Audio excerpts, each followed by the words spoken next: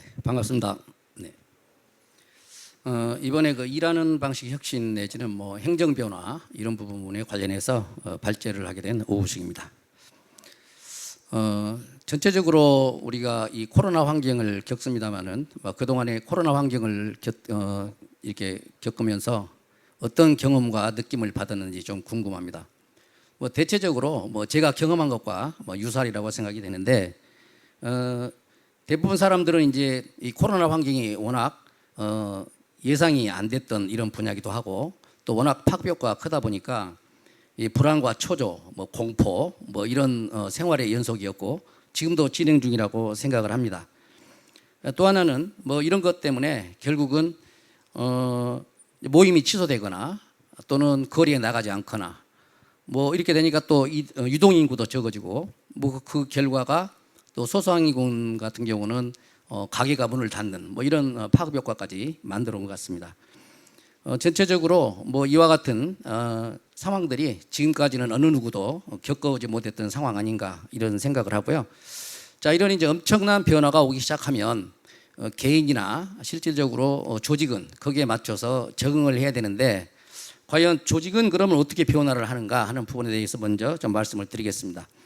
이 코로나 환경이라는 게 결국은 이 엄청난 변화하고 환경이 변하기 때문에 조직은 이 변화에 맞춰서 적응하려고 항시 고민을 하고 또 생존의 몸부림을 치는 게 일반적입니다.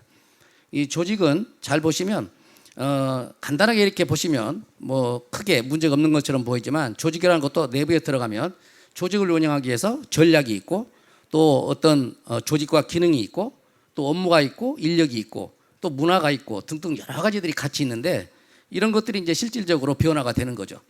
과거에 우리가 IMF 상황이나 금융위기 때 보면 뭐 기업이 뭐 거기에 적응을 못 해가지고 없어지기도 하고 또 구조조정되기도 하고 뭐 그러니까 또 일자리 잃게 되고 뭐 이런 변화들이 오는데 이런 내용들이 결국은 환경 변화로부터 조직이 어떻게 적합성을 갖느냐 이런 문제와 연결이 돼 있다 이렇게 보는 거죠. 자, 그렇다면 이 코로나 환경으로 인해서 그럼 행정은 어떻게 이제 바뀔 거냐 뭐 이런 문제가 제기가 되는데 제가 보기에는 이 지금까지의 행정의 변화라고 하는 것은 사실은 기술의 발전에 여러 가지 힘을 입어서 거기에 관련해서 여러 가지 업무에 대한 개선 또는 일하는 방식의 개선 이런 것들이 선택적으로 이렇게 이루어졌다 이렇게 보고 있습니다. 그런데 앞으로는 이렇게 선택적으로 갈 수 있는 상황이 아니고 이 바이러스라고 하는 것 자체가 선택적으로 우리한테 오는 것이 아니고 누구에게 올 수도 있잖아요. 네. 그러니까 선택사항이 아니고 이게 이제 필수적으로 코로나 환경을 대응할 수밖에 없는 이런 상황이 되는 거죠. 네네. 그러니까 과거에는 기술의 발전을 선택적으로 활용해서 업무를 변화시키고 일하는 방식을 개선해 왔는데 앞으로는 이 바이러스가 창궐이 되면 우리는 살아가기 위해서 할 수 없이 업무를 변화시켜야 되고 혁신을 해야 되고 이런 상황으로 간다. 네네. 그래서 지금 제가 보기에는 지금까지는 많은 부분이 선택적으로 이런 혁신을 만들어내고 이루어냈지만 앞으로는 필수적으로 살기 위해서 이런 걸 할 수밖에 없는 상황으로 간다. 그러면 이 코로나가 다 끝나고 나면 이후의 모습은 어떻게 될 거냐? 앞에서도 잠깐 말씀 있었습니다만은 비대면 사람이 이제 만나기 싫어하는 거죠. 만나는 게 위험스러운 거예요. 그다음에 두 번째는 이제 언택트죠. 가급적 안 만지려고 하고 접촉을 안 하려고 하는 거예요. 그다음에 이제 세 번째는 뭐 사회적 거리 이런 것들이에요. 자, 이런 것들이 이제 금방 없어지면 좋지만 그렇지 않을 거라고 많은 전문가들이 예상을 하기 때문에 이게 일상화된다면 어떻게 될 거냐 하는 부분에 대해서 고민을 해야 된다. 우리가. 자, 그래서 이제 여기서 중요한 거는 선택사항이 아니고 우리가 이 혁신이나 변화는 필수사항이다. 이런 부분을 꼭 좀 기억을 해 주시기 바라고요. 그러면 코로나 이후에 이런 행정혁신이 어떻게 바뀔 거냐 이런 부분에 좀 말씀을 드렸듯이 크게 세 가지로 볼 수 있는데요. 일단은 비대면과 언택트입니다. 그러니까 만나더라도 거리를 두고 만난다든가 아니면 앞에 가림막을 하고 만난다든가 뭐 이런 식의 이제 업무 방식이 진행이 되는 거예요. 그 다음에 또 하나는 이제 멀리서 하는 온라인 처리 또는 원격 처리 업무가 당연히 많아질 거다. 세 번째는 그것도 모자라면 완전히 사람이 없는 공간에서 업무가 처리되는 무인화 이런 것들이 굉장히 활성화될 거다. 이렇게 보는 겁니다. 그래서 이 비대면과 언택트 또 온라인 원격 처리, 무인화 뭐 이런 것들은 사실은 우리가 지금까지 겪어보지 못했던 이런 상황과 연결되어 있다고 보면 되고요. 특히 여기서 이제 지금 우측에 있는 그 스마트 팩토리 같은 경우도 지금 뭐 좋은 예가 많습니다. 뭐 과거에 아디다스처럼 과거에 이제 그 외국으로 나갔던 기업이 독일로 다시 들어오면서 과거에 600명이 근무했던 회사가 10명이 근무하는 이런 체제로 가게 되면 과연 이런 것들이 우리에게 어떤 변화를 가져올 거냐 이런 고민을 해가면서 뒤에서 좀 말씀을 드리겠습니다. 자, 그러면 자, 앞에서 말씀드린 대로 비대면과 언택트, 그 다음에 온라인 원격 처리 또는 무인화 이런 것들이 일상화되면 자, 그러면 이제 고객들은 어떻게 움직이느냐? 고객들은 자기중심적으로 움직이죠. 당연히 내가 원하는 것을 내가 필요할 때 언제 어디서고 편리한 방식으로 요구를 하게 될 겁니다. 근데 그게 상황이 옛날처럼 직접적으로 방문을 하거나 면대면 처리가 아니고 비대면과 언택트 그다음에 온라인 처리예요. 그렇게 되면 과연 우리 행정 쪽에서 그런 거를 어떻게 사전에 감지를 하고 변화를 시켜야 할 거냐 이게 굉장히 중요한데 그래서 우측에 보시면 이제 제가 행정에서 변해야 될 영역이 어디냐. 자, 운영 전략 바뀌어야 되고요. 그다음에 기능과 조직도 바뀌어야 됩니다. 또 하나는 업무 절차뿐만이 아니고 규정, 그다음에 제도, 운영 시스템, 문화 뭐 이런 모든 것들이 다 바뀌어야 된다. 그런데 지금까지도 이런 걸 해왔는데 불구하고 그럼 잘 바뀔 거냐? 이제 이런 문제가 제기될 수 있습니다만은 제가 보기에는 굉장히 빠른 속도로 바뀔 수밖에 없다. 왜? 과거에는 이런 게 선택적이었어요. 그리고 어떻게 보면 또 국민이 변화를 원하면 행정 쪽에서 조금 뭐 여러 가지 검토 사항으로 딜레이 시킬 수도 있었고 이렇게 되고 또 행정에서 정부가 원하면 국민들이 잘 안 따라주고 이렇게 일방적인 거였지만 지금은 이게 앞으로는 살아가기 위해서 둘 다 그러니까 우리 행정도 마찬가지 그다음에 우리 국민들도 마찬가지로 살아가기 위해서 변화를 할 수밖에 없다. 그러니까 아마 여기 계신 공무원 선생님들도 지금 국민들이 계속 뭐 찾아오면서 뭘 요구하고 뭐 이게 상담을 원하고 그런 거 별로 안 좋아할 거예요. 먼 거리에서 안전하게 요청하세요 이렇게 될 거란 말이에요. 그러니까 국민이나 정부가 다 같이 살아가기 위해서 요구를 하는 거기 때문에 이런 변화는 지금보다 굉장히 빠른 속도로 변화될 수밖에 없다. 저는 그렇게 생각을 합니다.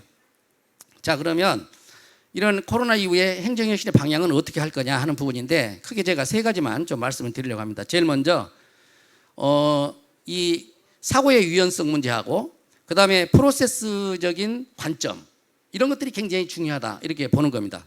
왜냐하면 일반적으로 조직 생활을 하다 보면 조직에서 대부분 이제 부서란 게 있고 업무가 분장이 되고 또 칸막이가 있고 이러기 때문에 이 부문 최적화라는 쪽에 굉장히 올인이 많이 돼요.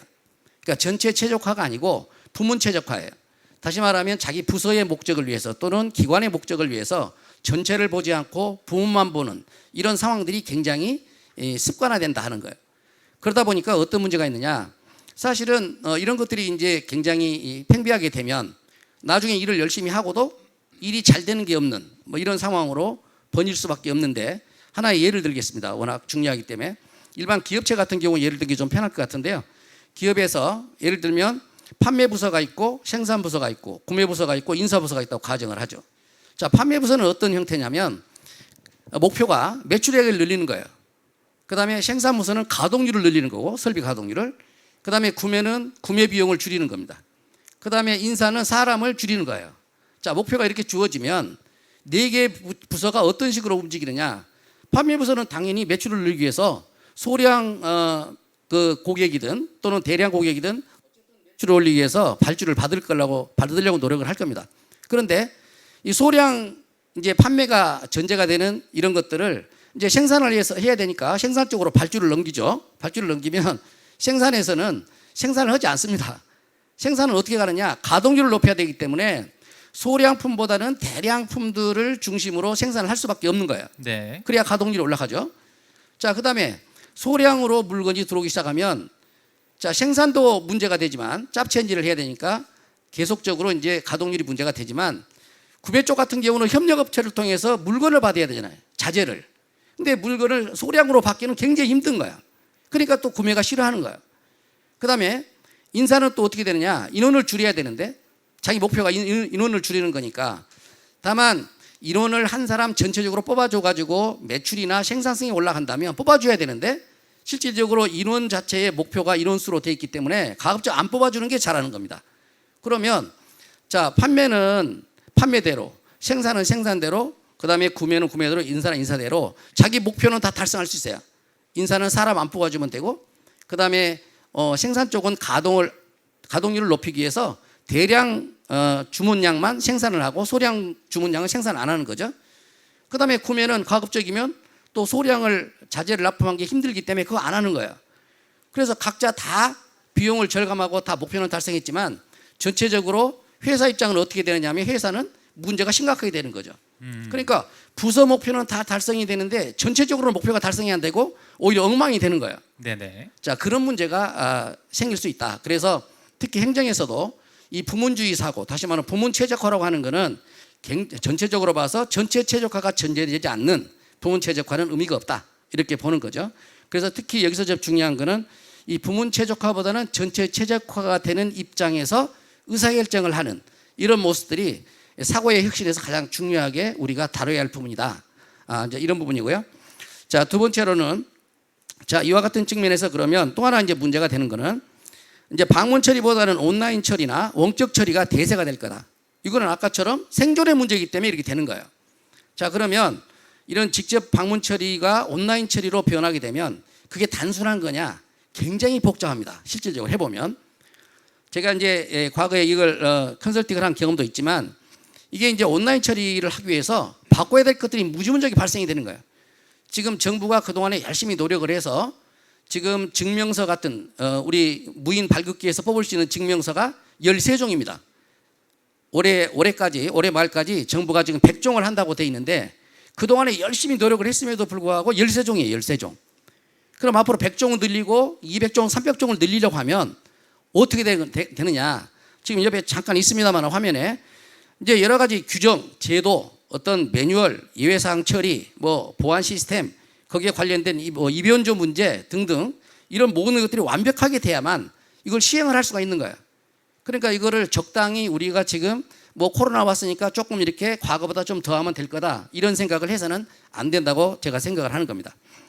자, 제가 이제 한 10여 년 전에 국내에서는 최초로 이 원격 근무 부분을 제가 설계를 했어요. 서울시를 설계를 했었는데 그때 제가 검토를 해보니까 원격 근무 하나만을 설계를 하는데도 고쳐야 될 게 보통 많은 게 아니에요. 심지어는 이 공직사회는 근무지를 어디로 할 거냐 하는 것도 굉장히 중요해요. 집에서 근무한다고 법이 없어요. 기관장이 지정한 장소가 아니면 그 근무지 이탈이 돼요. 그러니까 여기도 보입니다만은 여러 가지 그 업무 처리 뭐 규정 이런 거 외에도 자, 이제 어떤 문제가 되냐면 자, 문제가 발생하면 책임 소재를 누가 물을 거냐 이런 것부터 시작해서 자, 업무 성과를 어떻게 확인할 거며 자, 근무와 휴식을 어떻게 구분할 거냐 뭐 이런 것들이 이제 연결되기도 하고요. 자, 자료의 외부의 유출 가능성 문제, 자, 근무지의 적합성 문제, 출퇴근 시간 문제, 출퇴근도 굉장히 중요합니다. 이거. 그다음에 실질적으로 일과 사생활의 구분 문제 이런 것들이 다 완비되지 않으면 원격 근무라고 하는 걸 할 수가 없어요. 그래서 이런 것들을 지금보다는 훨씬 더 심도 있게 빠른 속도로 검토를 하지 않으면 굉장히 혼란에 빠질 수 있다 하는 부분을 제가 말씀을 드리고요. 네.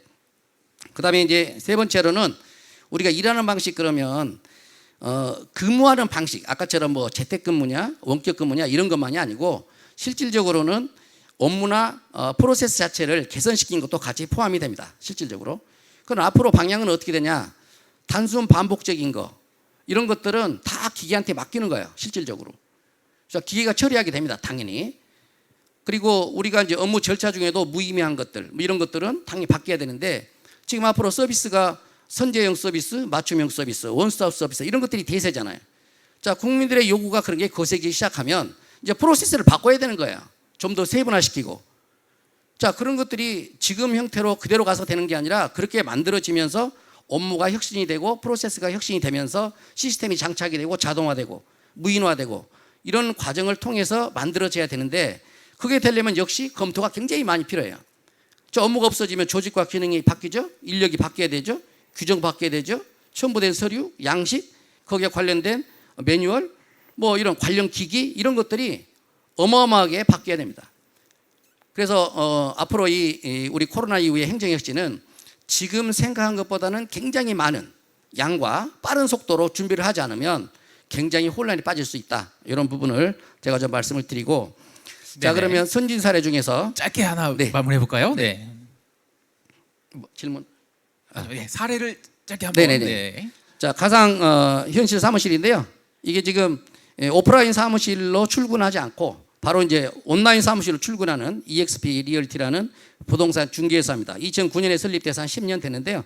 지금 직원 수가 1만 2천 명, 시가총액으로 1조 5천억. 네. 그다음에 이미 2018년 5월에 나스닥에 상장이 되어 있습니다. 자, 이 회사는 사무실에 대체적으로 출근을 하는데요.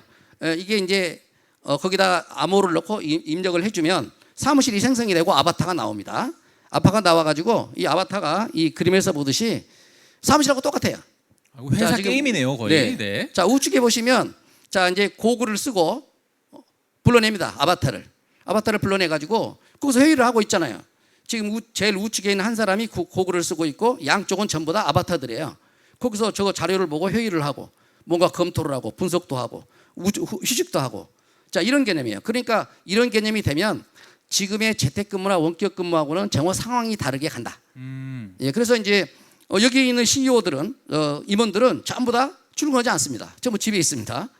그렇게 해서 이제 이 회사가 돌아가는 거예요. 실질적으로. 네, 사실은 어마어마하게 이게 네. 많은 변화라고 볼 수 있습니다. 예. 네.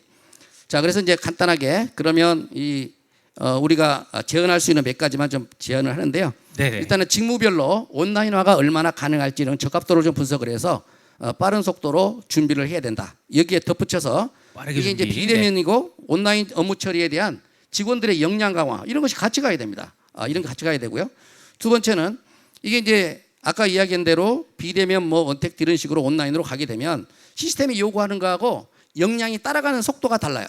그래서 항상 리스크가 발생을 하는데 이 리스크를 분석을 하고 평가해서 리스크를 유형화시켜야 되고 그 리스크 유형별로 시나리오를 만들어 놓고 이런 작업을 해놓지 않으면 굉장히 혼란이 올 수 있다 하는 부분이고요. 자, 이런 것들을 어느 혼자 할 수 있는 게 아니고 가급적이면 다양한 이해관계자가 모여서 실전 상황을 놓고 많은 시뮬레이션을 거쳐서 최소한 리스크가 감소될 수 있는 방향 쪽으로 이런 여러 가지 대안들을 모셔가는 것이 굉장히 중요하다 이런 말씀을 드리고 예. 이 정도에서 제 발언을 종료하겠습니다. 감사합니다. 네, 오우식 대표님 말씀 함께 들어봤습니다. 부분별로 각계 전투를 할 것이 아니라 모두가 함께 모여서 정말 커다란 담론이 하나 만들어져야 한다라는 말씀으로 정리를 해주셨고요. 정말 이야기를 들어보면은 어디서부터 우리는 변화를 준비해야 하는가 참 막막하기도 합니다. 이럴 때 전문가들의 이야기 그리고 국민들의 마음의 준비 이런 것들이 참 중요할 것 같다는 생각.